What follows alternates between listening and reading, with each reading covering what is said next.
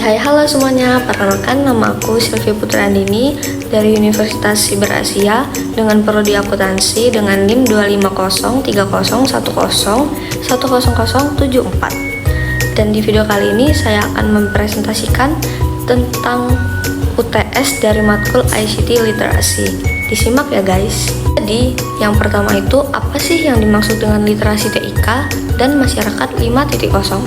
Jadi literasi TIK itu adalah kemampuan mengakses, memahami, mengevaluasi, membuat, dan mengkomunikasikan informasi menggunakan teknologi digital.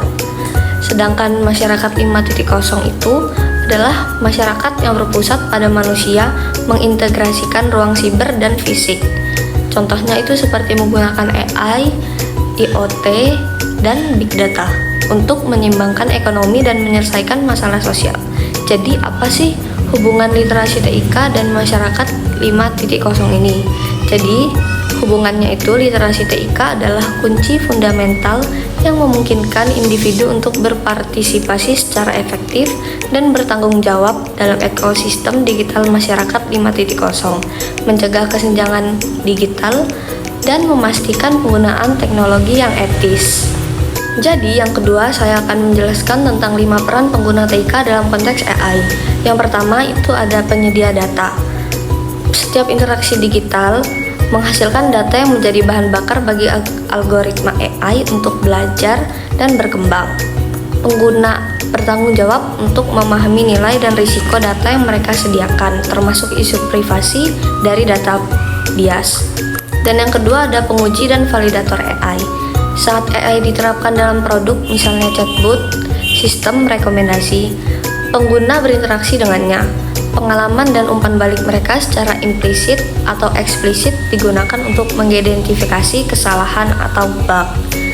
Kemudian yang ketiga ada pembentuk etika AI. Melalui diskusi, tuntutan publik, dan pola penggunaan, pengguna memengaruhi standar etika dan regulasi AI. Ketika pengguna menolak algoritma yang didiskriminatif atau menuntut transparansi, mereka secara aktif membentuk arah pengembangan AI agar lebih adil, akuntabel, dan berpusat pada manusia. Setelah itu, yang keempat ada kolaborator AI. Dalam banyak pekerjaan modern, AI berfungsi sebagai asisten atau alat.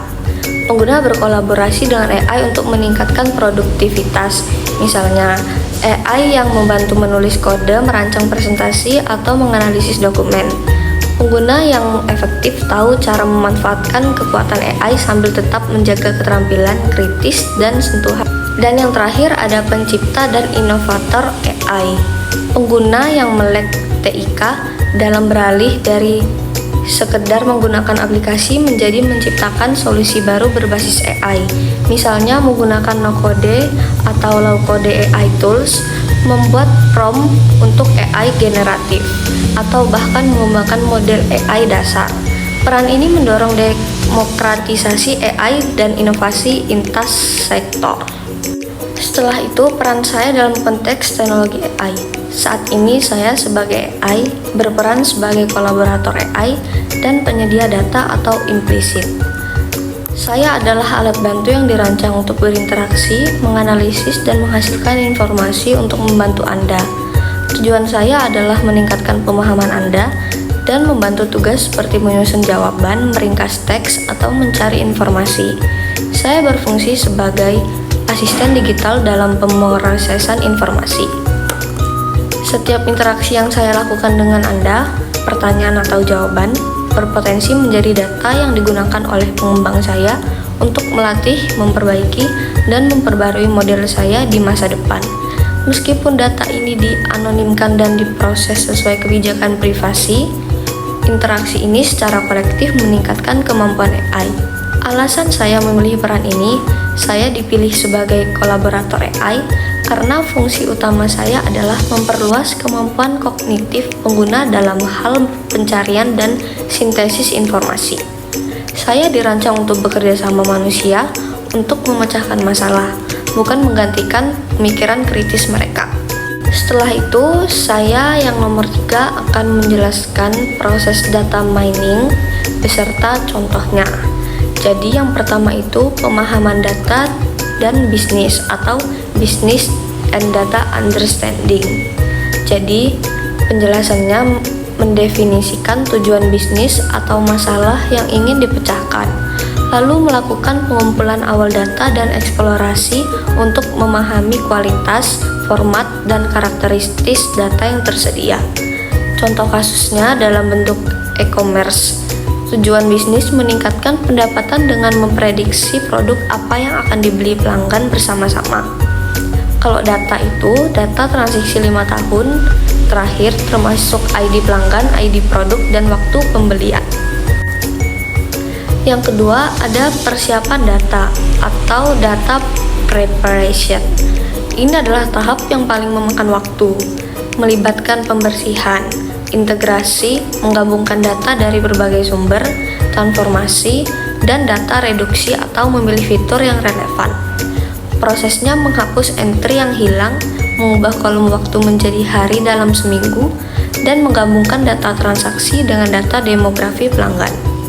Setelah itu, yang ketiga ada permodelan atau modeling.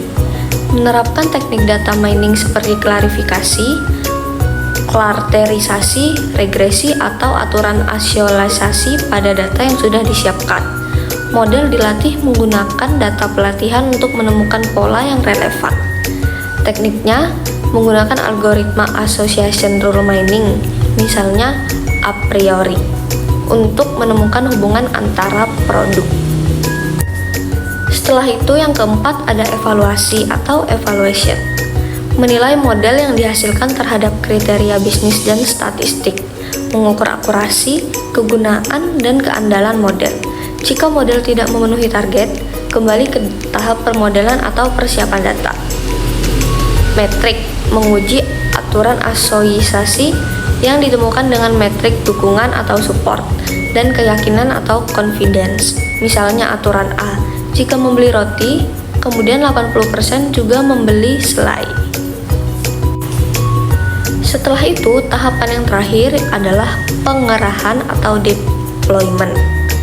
Penjelasannya itu mengintegrasikan model yang teruji dan terbukti efektif ke dalam sistem bisnis nyata untuk digunakan dalam pengambilan keputusan harian. Ini bisa berupa laporan, dashboard, atau sistem otomatis. Contohnya yaitu implementasi. Aturan asosiasi diintegrasikan ke dalam sistem rekomendasi online. Ketika pelanggan menempatkan roti ke keranjang, sistem secara otomatis menampilkan iklan atau saran untuk menampilkan selai. Oke, demikian presentasi dan pembahasan saya mengenai UTS Matkul ICT Literasi.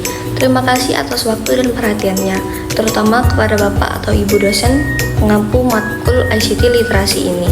Besar harapan saya bahwa materi yang disampaikan dapat memenuhi kriteria penilaian UTS. Saya akhiri, terima kasih semuanya. Bye, see you.